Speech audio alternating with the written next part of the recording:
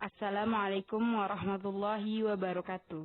Dalam kesempatan ini, saya akan mempresentasikan materi untuk mata kuliah pengantar psikologi, yaitu ragam emosi, sebagai tugas pengganti ujian tengah semester.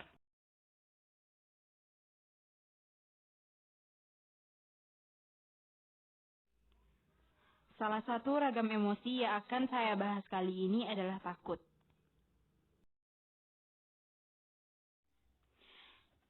Bagian pertama yaitu pengertian. Takut adalah suatu mekanisme pertahanan hidup dasar yang terjadi sebagai respon terhadap suatu stimulus tertentu, seperti rasa sakit atau ancaman bahaya. Rasa takut adalah emosi alami, kuat, dan memicu reaksi fight or flight dari tubuh. Ketika merasa ngeri, seseorang menjadi lebih waspada akan kemungkinan adanya ancaman atau bahaya. Ancaman yang bersifat fisik maupun fisiologis sama-sama bisa memicu rasa takut. Lebih jauh lagi, rasa takut juga bisa menjadi gejala masalah psikologis seperti serangan kepanikan, kecemasan sosial, fobia, hingga post-traumatic stress disorder. Ketakutan terkait dengan suatu perilaku spesifik untuk melarikan diri dan menghindar. Ketakutan juga terkait dengan peristiwa masa datang, seperti memburunya suatu kondisi atau terus terjadinya suatu keadaan yang tidak dapat diterima. Selanjutnya, penyebab rasa takut. Takut termasuk salah satu emosi yang sangat kompleks. Ada yang merasa takut karena trauma atau pengalaman kurang mengenakan di masa lalu, ada juga yang pemicunya berbeda.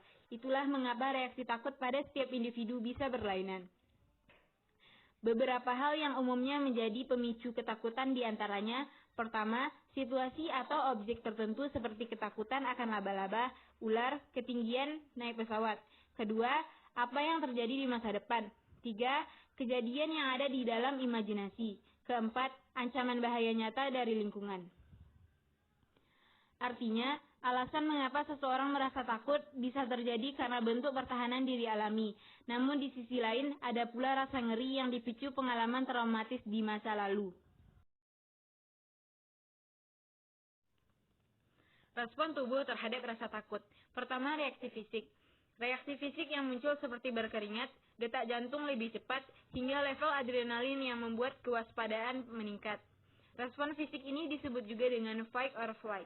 Tubuh akan mempersiapkan diri untuk melawan maupun kabur. Kedua, reaksi emosional.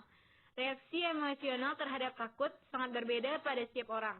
Terkadang justru menikmati rasa takut. Mereka justru mencari sensasi rasa takut karena membangkitkan adrenalin.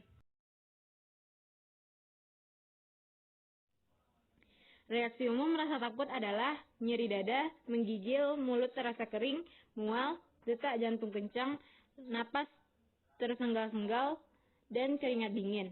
Ada juga respon fisiologis, contohnya seperti merasa kewalahan, marah, dan tak terkendali. Apabila hal ini sudah menjadi level yang mengganggu dan terus-menerus terjadi, bisa jadi perlu konsultasi dengan dokter.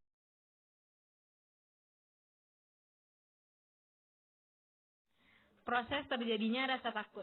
Pertama, panca indera mendeteksi sumber stres atau yang menimbulkan ancaman. Lalu sinyal dikirimkan ke stimulus, lalu dikirimkan ke amigdala. Amigdala akan melepaskan senyawa yang disebut glutamat. Aksi glutamat di amigdala untuk merespon rasa takut yang Anda dengar memicu respon lainnya. Selanjutnya, pelepasan zat kimia pada saraf dan hormon menyebabkan peningkatan denyut jantung dan pernapasan.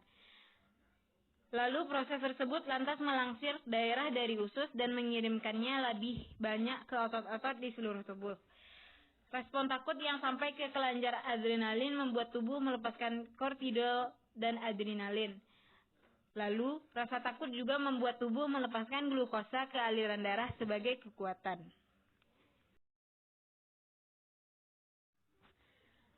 Takut adalah emosi alami yang pasti dimiliki semua orang bahkan hewan jika berada pada situasi bahaya atau adanya ancaman.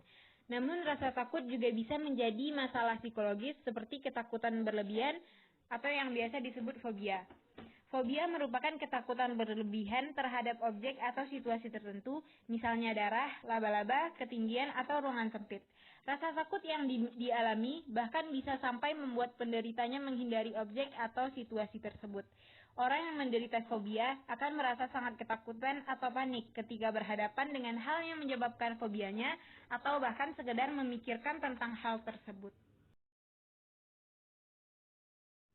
Berbeda dengan rasa takut yang normal dan dapat mereda sendiri, ketakutan berlebihan akibat gangguan cemas tidak akan menghilang tanpa penanganan dari psikolog atau psikiater. Oleh karena itu, jika merasakan ketakutan berlebihan yang tidak kunjung menghilang, sebaiknya berkonsultasi ke psikolog atau psikiater. Untuk membantu menenangkan perasaan dan meredakan kecemasan berlebihan yang dirasakan, psikolog atau psikiater akan memberi penanganan berupa psikoterapi dan pemberian obat-obatan. Mengelola rasa takut. Sebenarnya ketakutan bisa dikendalikan oleh otak. Ada dua bagian otak yang berpengaruh di sini. Pertama, frontal lobe yang mengendalikan fungsi kognitif tubuh. Dua, amigdala yang mengatur emosi. Bila bagian emosional lebih dominan daripada bagian kognitif, ketakutan dan kecemasan akan menguasai kita.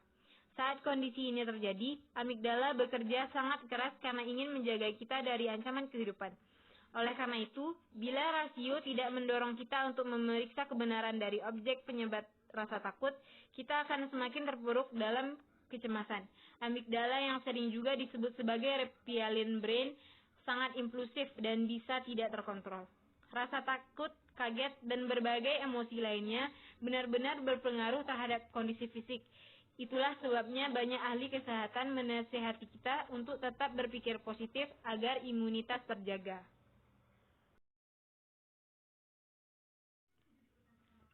Sekian presentasi dari saya. Mohon maaf jika ada kesalahan dan kekurangan dari hal yang telah saya bahas. Sekian, terima kasih. Wassalamualaikum warahmatullahi wabarakatuh.